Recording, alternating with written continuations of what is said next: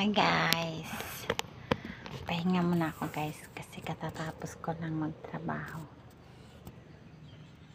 Matutulog muna ako guys dito.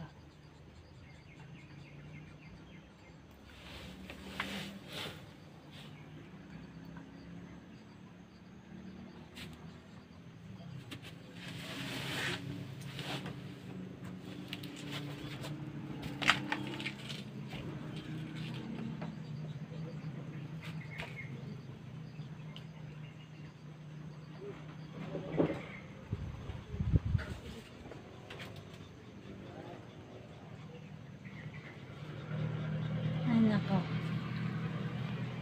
sira talaga ang bahay na to.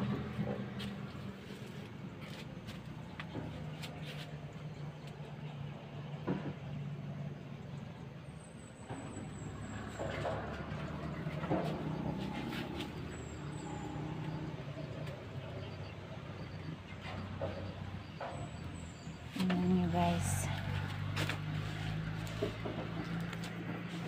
kailangan nang ayusin tong bahay na to kasi ayan yung bubungan niya sirang-sira na. Ayan. Kaya lang wala pa akong pera pang paayos dito guys kasi dito ako matutulog pagkatapos ko magtrabaho guys.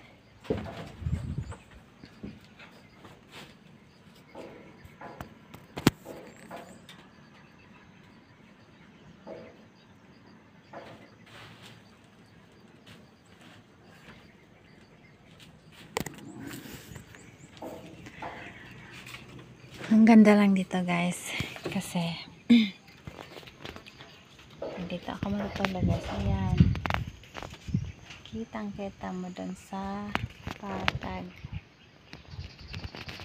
kitang kita mo yung view doon sa patag. Yan,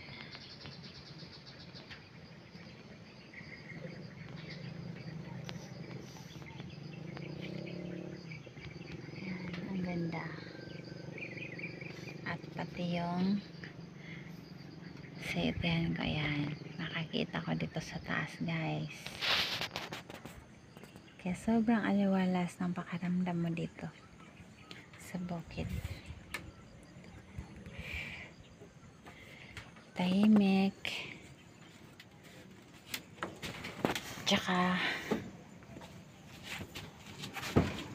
kapag natutulog ako dito guys, walang istorbo kasi ako lang mag-isa.